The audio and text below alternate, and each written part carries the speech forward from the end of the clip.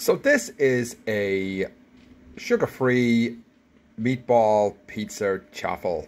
In other words, I just made meatball marinara with, erythritol instead of sugar, kept everything else much the same.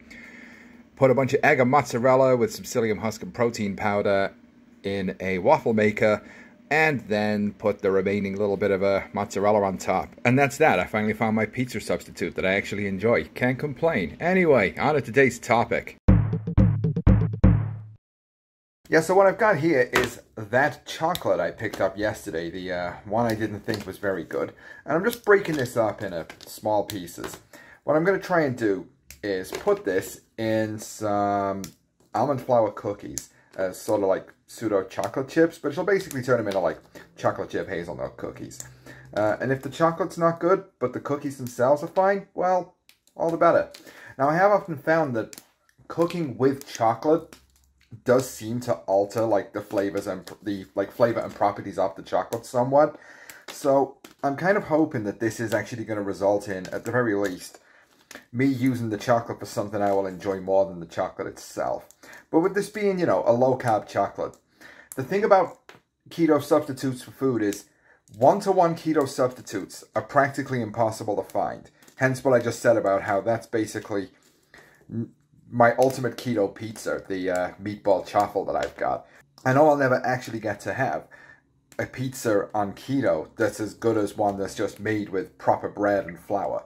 Like, it's not going to happen. I am okay with that. I can make peace with that. But now, I've never tried making cookies on keto. This is actually, other than like when I made peanut butter cookies when I first got started, because I just needed to make something while I had hardly any of my ingredients in the house yet. So, with this broken up into tiny pieces, I'm going to be mixing this up into the actual almond flour part of the recipe and see how this turns out. So I am just doing a half measure of the recipe in question due to the fact that I kind of just feel like the amount of chocolate I have there is just going to be barely enough. So I've got some butter, a bit of erythritol that's been thrown in the blender, and other things like Swerve and other stuff. I just prefer erythritol. It does its job fine.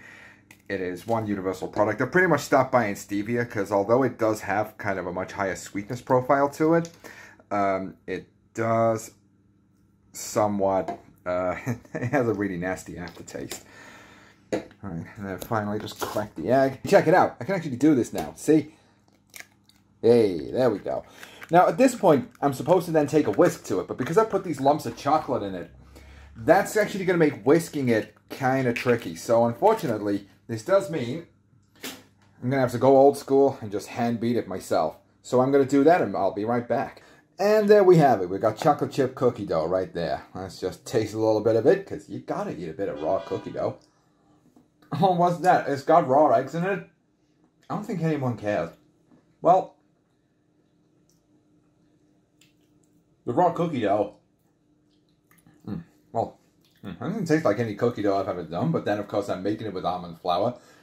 So we'll see how it tastes when it's baked, huh? And then here I've just got a baking tray lined with some cooking spray and parchment paper.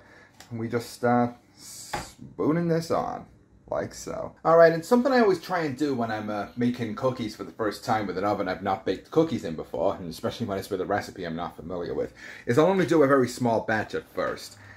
Now, avoid this steam blast from the oven. There we go. So I'm going to throw these in, and I'm just going to try and get an idea of how long I need to leave them in for and what kind of temperature I should use, because again, it's going to vary from house to house and oven to oven. So I'm going to just give that a try. Now I should mention, the reason I've been doing all these handheld, despite the fact that I've shown two different tripods on camera, it's because they're both basically screwed. I can't really make use of my tripods anymore, so I'm gonna like wait until I have a bit more money and then just buy one much better tripod than two incredibly cheap ones that are an absolute nightmare to set up and then basically barely stabilize anyway. So yeah, sorry, that is why I've not been using a tripod despite clearly showing I have one. It's because effectively I no longer do. But I will get something sorted out soon, I promise. Alright, so these have been in for 10 minutes and I can see they're turning more into like almond macaroons, which appropriate I guess. So I'll give them another 5, and then I'll pop them out and taste them. Alright, out they come. Oop, steam blast again. I really gotta I really gotta stop treating my oven like I'm only ever baking bread. Okay, so let's just get this out here and on there. There we go.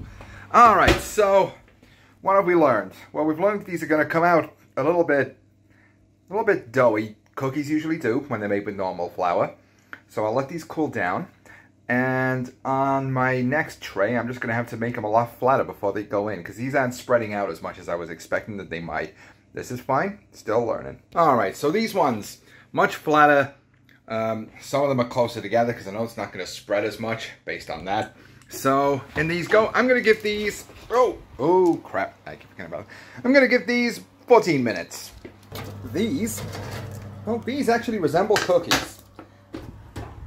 I'm going to give these a minute to sort of like cool and set, and I'm going to taste one of these. So, let's just crack this sucker open.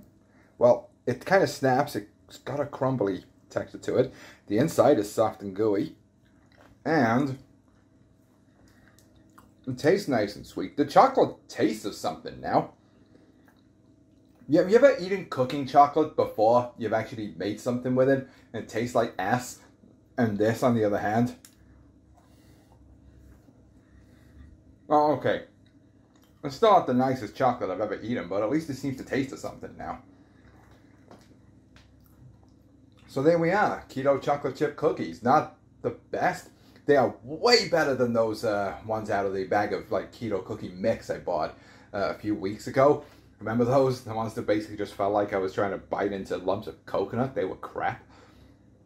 But these ones, way better. The link to the recipes in the description. Granted, I of course did add chocolate to it, and I've only made a half portion. If I'd made it in full, I would have made 24 cookies. And the thought of that almost makes me shiver. Almost. Oh yeah. Ultimately though, not disappointed with these. Thank you Low Carb Love for the recipe. Thank you Simpkins for providing chocolate that made passable chocolate chips for it, I guess. And thank you. I'll see you soon.